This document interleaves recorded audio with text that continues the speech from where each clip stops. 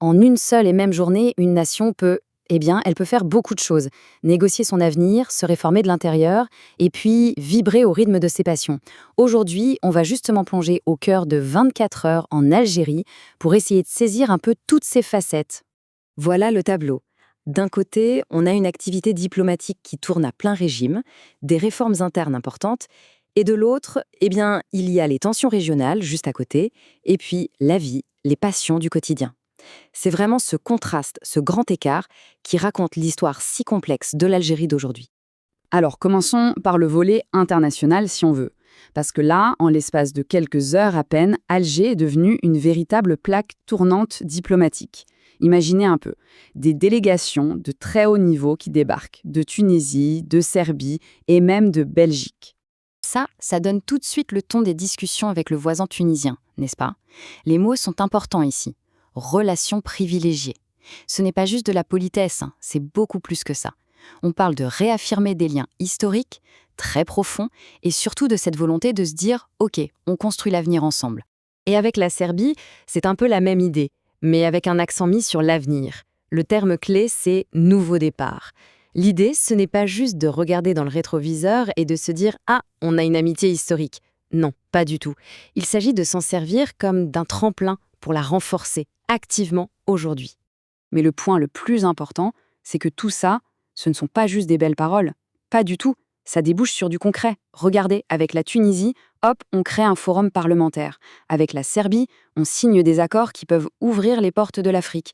Et puis avec la Belgique, on facilite les choses pour la circulation des personnes. C'est une vraie stratégie de partenariat sur tous les fronts, en fait. Ok, on quitte un instant la scène internationale pour regarder ce qui se passe à l'intérieur du pays.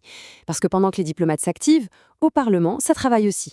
Et pas sur n'importe quoi, sur un projet majeur, un projet qui vise carrément à redéfinir les bases politiques du pays. Et ce projet, c'est une nouvelle réforme électorale. Et elle est ambitieuse. Les mots qui reviennent tout le temps, ce sont démocratie, moralisation, transparence, crédibilité. En gros, l'objectif affiché, c'est de tourner la page sur les problèmes du passé pour construire un système qui soit plus sain, tout simplement.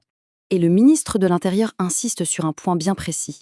Il parle de protéger les assemblées élues de l'argent corrompu. Et ça nous montre que cette réforme, ce n'est pas qu'une question de technique électorale. Non, elle est vraiment présentée comme un pilier moral, une pièce maîtresse pour bâtir ce qu'ils appellent la nouvelle Algérie. Bon, maintenant, il faut prendre un peu de recul. On dézoome. Parce que l'Algérie, évidemment, n'est pas une île.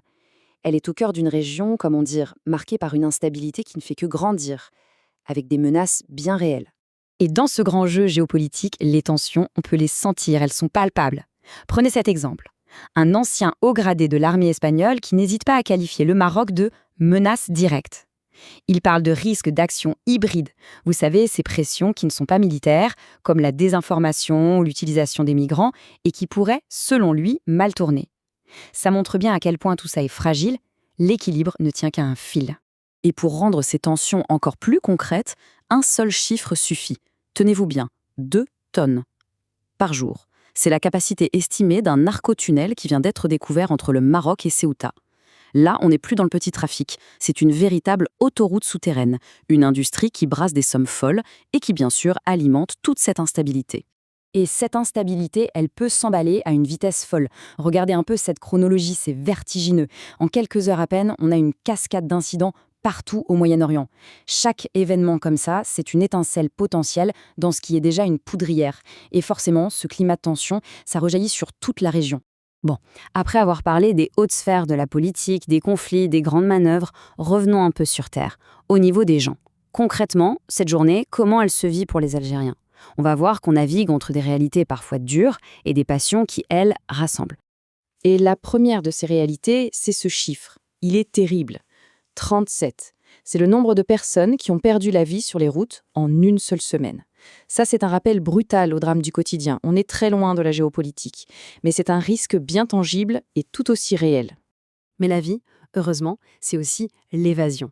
Et là, on a un phénomène assez intéressant. Pendant les vacances scolaires, regardez ça. Les cinémas sont pris d'assaut. Et qui est-ce qu'on y trouve surtout ? Les enfants. Ils représentent 60% du public. Le cinéma, c'est vraiment devenu un moment de partage, une sortie en famille. Et puis, évidemment, comment parler d'une journée en Algérie sans parler de foot? C'est impossible. C'est la passion qui met tout le monde d'accord, qui dépasse tout le reste. Et c'est fascinant de voir que ça marche aux deux extrêmes. D'un côté, on a l'équipe nationale qui tient en échec une grosse pointure comme l'Uruguay, et de l'autre, on a toute la capitale qui ne respire que pour le derby local. C'est vraiment le ciment de l'émotion collective. Alors au final, qu'est-ce que cette journée nous raconte? Eh bien qu'une nation, c'est une mosaïque incroyable, où tout se tient. L'activité diplomatique intense, les réformes à l'intérieur, ce n'est pas à déconnecter des menaces qui pèsent à l'extérieur. Au contraire, c'est aussi une façon de se renforcer. Et pendant que tout ce jeu d'échecs se déroule, la vie de tous les jours, elle continue. Avec ses drames, oui, mais aussi avec ses grandes passions. La vraie question qui reste, c'est de savoir comment toutes ces réalités, si différentes, vont continuer à s'emboîter pour dessiner l'avenir du pays.